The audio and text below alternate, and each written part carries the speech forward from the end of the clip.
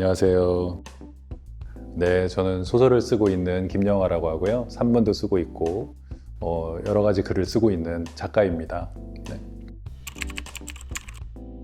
네, 여행 이유가 2019년에 초판이 출간됐는데요. 2020년이 되자 아무도 여행의 이유를 궁금해하지 않는 시기가 왔습니다. 그래서 한 3, 4년째 사람들이 여행보다는 생존, 살아남는 거 이런 것들을 생각하는 그런 시기가 있었고요. 저는 여행을 전혀 못 가는 한 3년이 있었거든요. 그래서 그 시기에 여행이 무엇이었고 어떤 것이었나 그런 걸 생각하고 이제 글을 좀 더 써서 여행의 이유를 이제 개정 증보판을 출간 5주년에 맞춰서 이제 새로 내게 됐습니다. 네.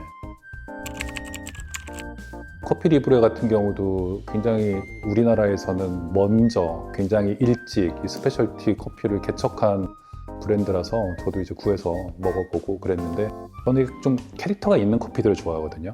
소설도 캐릭터가 있어야 굉장히 멋진 작품이 되기 때문에 그래서 싱글 오리진 커피들 찾아서 이제 먹고 그런데 커피 리브레에 대해서도 이제 굉장히 참 멋진 커피들을 만드는 회사구나 이렇게 생각하고 있었는데 제 주변에 누가 커피 리브레랑 같이 뭘 해보면 어떠냐 듣자마자 이제 제가 좋은 생각이다 해보자 이렇게 생각했어요. 커피랑 여행이랑 잘 어울릴 것 같다 이런 생각이 들었어요. 왜냐하면 커피도 여행을 해서 우리에게 오잖아요. 농장에서 수확돼서 누군가의 로스팅을 거쳐서 이렇게 포장돼서 여기까지 온 과정들을 생각하게 되고 상상을 해보게 되잖아요. 그런 걸 경험하는 것도 또 우리한테 되게 좋은 기억을 남기니까요. 여행과 커피 굉장히 좋은 조합이다 생각해서 이번에 한번 해봐야 되겠다 이렇게 생각했습니다. 안녕하세요. 커피리브레 대표 서피룬입니다. 저희 회사는 커피 생산자와 소비자를 연결하는 일을 하고 있습니다. 조금 더 맛있고 지속 가능한 커피 만들기 위해서 노력하고 있습니다. 네, 이번에 김영하 작가님 여행의 이유 재출간 소식 들었어요. 저도 너무 재밌게 읽었던 책이고 평소에 커피와 여행, 소설 이런 것들이 접점 갖고 있다고 막연하게 생각하고 있었는데 작가님과 함께 여행의 이유라는 그 블렌드를 함께 만들어 보면 어떨까, 책이 갖고 있는 느낌들을 잘 살릴 수 있지 않을까, 함께 만들면, 그런 생각해서 콜라보레이션 제안 드리게 됐습니다. 흔쾌히 승낙해 주셔서 너무 감사합니다. 모카포트를 이용하신다는 이야기를 들었습니다. 평소 커피를 어떻게 즐기시나요? 모카포트를 사용한 거는 한 30년 전의 일이고요. 그때 홍대 앞에 카페 루카라는 커피숍이 있었는데 이탈리아계 미국인이 이렇게 거기에 열었었어요. 이거 좋다면서 막 이제 사라 그래가지고 샀는데 그 모카포트로 내리는 커피를 사실은 그렇게 좋아하지 않아요. 근데 모카포트와 관련해서 굉장히 재밌는 경험이 한 번 있었어요. 시저 머스트 다이라는 영화가 있거든요. 이탈리아에 그 중죄인들이 수감된 교도소를 다룬 영화예요. 마피아 조직원들이 많이 수용돼 있거든요. 근데 거기서 연극을 만들고 이제 그런 거예요. 섹스피어의 극본을 가지고 이제 그 카이사르가 암살되는 장면. 근데 그게 되게 블랙 코미디예요. 마피아들은 누군가를 암살하는 게 일인데 그 연극에서 막 보여지니까 또 막 다들 막 신나하고 막 교도소의 그걸 보여주거든요. 아무것도 없어요. 독방이니까 아무것도 없는데 모카포트가 하나 딱 있어요. 독방에. 네, 저는 그래서 그 생각을 했어요. 그러니까 어느 나라나 이렇게 교도소에 있는 것이야말로 그 사람들이 생각하는 이거는 있어야 인간이다라는 것이 거기 있다라고 생각해요. 수감자들이 모카포트로 커피를 내려서 먹어요. 그걸 보고 그래서 이탈리아 사람들의 삶에 이 모카포트라는 게 굉장히 중요한 것이구나를 느낀 이제 그런 계기가 있었어요. 그래서 저는 모카포트의 그런 재미 때문에 몇 번 하다가 이건 근데 내가 이 맛을 그렇게 좋아하지는 않는구나. 이제 한 5년 전부터는 케맥스에 먹고 있어요. 케맥스가 일단 되게 간편하고 맞습니다. 케맥스도 약간 이게 실험실 도구처럼 생겼잖아요. 그렇죠. 실제로 그 박사님이 만드신 거죠. 네. 아침에는 그냥 케맥스에 해서 먹고 있습니다. 그게 한 5년 정도 된 것 같아요. 네. 자, 다음 질문.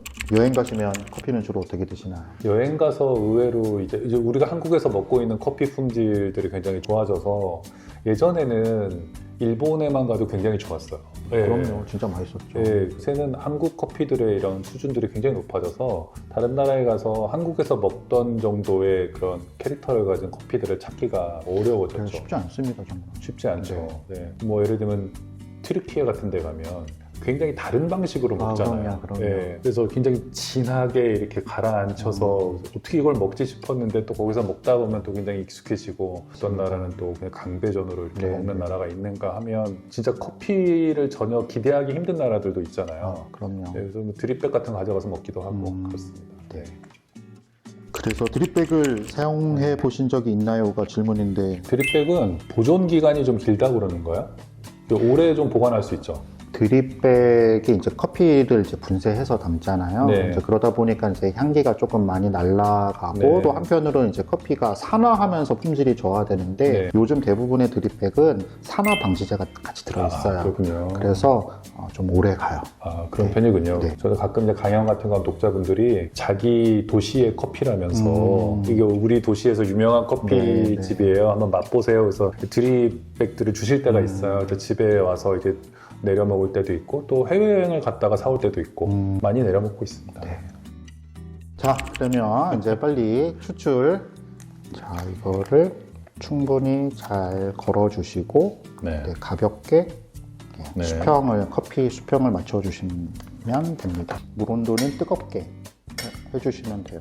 처음에 그냥 전체적으로 커피를 적셔주는 정도로 물을 충분히 주면 돼요. 그래서 이제 뜸을 들인다 뭐 이런 느낌이고 뭐 너무 오래 뜸을 들이지 않아도 돼요. 물 온도만 충분히 뜨거우면 뭐 전체적으로 잘 적셔졌다 싶으면 그 다음에 물 주면 되는데 찔끔찔끔 물을 주면 막혀요, 필터가. 네. 그러면서 잡미가 나올 수 있으니까 그냥 천천히 끝까지 부어주시고 어느 정도 빠지면 또 부어주시고 물을 부을 때와 부을 때 그 사이에 너무 오래 기다리면 막혀요. 네.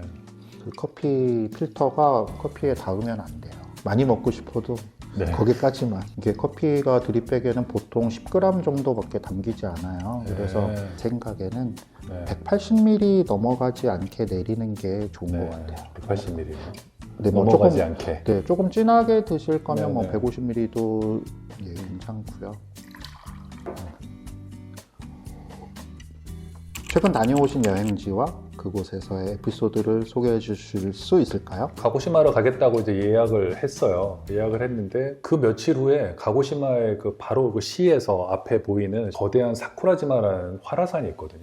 맞아요. 뉴스에서 본 것 같아요. 네, 활화산이 분화하기 시작하여 뭐 대피를 한다. 그래서 아내라든가 뭐 이런 사람들이 갈 수 있는 거냐. 못 가죠. 시내가 이렇게 화산재로 막 덮여 못 있고 가죠. 바로 이게 내가 기대하던 예상 밖의 일인데 그래서 가자. 그래서 갔어요. 막상 갔더니 생각보다 뭐 이렇게 심하지 않았고 사쿠라지마에서 이렇게 분화하는 그런 것들이 잘 보이는 그런 호텔을 얻어서 있었는데 거기 갔을 때 그냥 인상적이었던 게 분화하는 화산 옆에 산다는 것은 그렇게 안전한 느낌은 아니잖아요. 그럼요. 시가지 전체가 이렇게 딱 위에서 내려다 보면요. 제가 묵도 호텔에서 보면 그 거대한 그 분화하는 활화산과 인간들이 맞서는 것처럼 보여요. 그래서 저는 이제 계속 그 화산을 의식하고 쳐다보는데 그 사람들에게 그 화산은 노 서프라이즈인 거예요. 저건 그냥 늘 내가 어릴 때도 저렇게 분화하고 있었고 가끔 뭐 크게 분화할 때도 있지만 뭐 별일 아니야 라는 듯이 이렇게 살아가는 거죠. 그 화산이라는 것이 우리에게 일구어주는 것은 우리의 평온한 이런 바다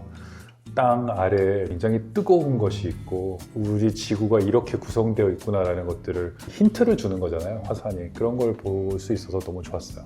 네. 아주 각별한 여행이었는데요. 좋았어요. 여행에서 기록이 차지하는 비중과 의미가 얼마나 될지, 요즘은 어떤 기기를 사용하시는지 궁금합니다. 커피 리브레에 와 있으니까 저는 작가니까 비유를 생각하는 사람이잖아요. 여행을 현지에 가 있잖아요. 그때 우리가 막 받아들이는 경험들이 있는데 그게 굳이 이렇게 비유하자면 생두 같은 원산지인 거죠 거기가. 하지만 여행이 거기서 완성된다고 생각하지 않아요. 거기서 완성되지 않고 그때는 하루하루 오늘 어디서 밥 먹지? 어디서 자지? 그리고 이건 뭐지? 막 이러면서 막 그게 무슨 의미인지는 아직 잘 모르는 상태인 거죠. 근데 거기 가서 이제 우리가 사진도 찍고 글도 쓰고 이제 그렇지만 그 상태는 그냥 원재료 상태인 거죠. 그 책에 쓰신 거 기억나요? 네. 돌아와야 여행이 완성된다. 그렇죠. 이런. 돌아와서 또 여행은 계속되는 거죠. 그 여행을 가공하잖아요. 이제 그것들을 우리가 뭐 블로그라든가 SNS에 올리고 사람들의 반응을 받고 막 이런 모든 과정도 저는 여행의 일부라고 생각하고, 근데 저 같은 경우 이제 마지막으로 완성되는 과정은 정제된 글로 쓰는 거예요. 예, 그러면 그것은 원래 갔을 때 그 현지에서 봤던 경험과 또 다른 게 돼요. 그럼요. 여기 와서 하니까요. 네, 네. 특히 저는 제 여행의 경험을 사람들에게 제공하는 사람이잖아요. 돌아와서 그걸 글로 쓰고 책으로 내서 또는 다른 이제 글로 써서 사람들에게 보여주고 그것까지가 잘 전달되면 제 여행이 이제 끝난다고 생각해요. 그런 의미에서 사진이나 기록을 남기는 작업이 더 중요하겠네요. 네네, 중요합니다. 그래서 근데 그거를 해석하고 가공하는 과정도 굉장히 더 중요하다고 그럼요, 생각해요. 그럼요. 그 사진은 뭘로 찍으세요? 요새는 대부분 다 스마트폰으로. 아, 네. 그거만한 게 없습니다. 네. 자주 찾게 되는 여행지가 있는지, 그리고 그런 경우에 방문하실 때 어떤 소외를 느끼시는지 궁금합니다. 인간에게는 두 개의 도시가 필요하다. 하나는 지금 우리가 살고 있는 도시죠. 그거 말고 한 도시가 더 있어야 된다는 거예요. 여행지와 지금 살고 있는 거주지의 중간쯤 되는 도시인 거죠. 가벼운 마음으로 가서, 그렇지만 그렇게 낯설진 않은 곳에서 보내는 며칠 같은 게 필요하다는 의미에서 인간에게는 두 개의 도시가 필요하다 이랬는데, 저는 좀 아무래도 오래 살았던 도시들이 그런 곳이에요. 뉴욕 같은 도시. 네. 아, 여기서 왼쪽으로 가면 뭐가 나오고 오른쪽으로 하면 뭐가 나오고, 네. 여기 센트럴파크 같은 건 영원히 변하지 않는 그런 곳이잖아요. 낯선 곳에 왔지만 안정감도 들고 좀 새로운 뭔가를 시작하는 느낌도 들고, 한 번 간 곳을 두 번 가는 곳이 인생의 묘미라고 이제 김하연 쌤 말씀하셨는데, 거듭하여 가는 여행지들이 주는 느낌도 있다. 맞아요. 네. 그런 것 그런 도시 같습니다. 있으세요? 저는 도시라기보다는 네. 이제 업무상 출장을 네. 매년 같은 농장으로 가게 되는 경우가 많아요. 길게는 15년째 매년 가는 거야. 어떤 느낌이냐면 약간 그 초당 프레임이 늘어나는 느낌이에요. 처음에 갔을 때는 그냥 사진이었어. 네네. 한 농장에 뭐 생산자 이게 한 15번을 가면 네. 변화하기 시작해요. 움직이기 시작해요. 네네. 그러니까 초당 프레임이 늘어나는 거야. 네네. 그래서 아이들이 크는 거죠. 조그만했는데 벌써 성장해갖고 예. 막 결혼을 했다고 하고, 이게 이제 정지 화면에서 네. 동영상으로 돼가는 게 느껴져요. 그 정지 화면이 타임랩스처럼 그런 느낌이 있겠네요. 네. 네. 여행의 이유를 맛으로 네. 구현해야 합니다. 여행을 어떤 맛과 향기로 표현할 수 있을까요? 여행을 사람들이 생각할 때, 우리 특히 한국인들이 생각할 때 설렘? 사람들이 그 커피를 마셨을 때 설레지만 조금 느긋해지는 느낌? 지금 여기가 아닌 다른 어떤 곳을 상상하게 만드는 맛, 그런 것이면 어떨까 생각했어요. 너무 어려운가요? 그래, 아니요. 저도 이제 뭐 그 콜라보레이션 제안을 드리면서 네. 사실 이거 어떻게 그 네. 여행의 이유를 커피로 표현할 수 있을까 이제 같이 네.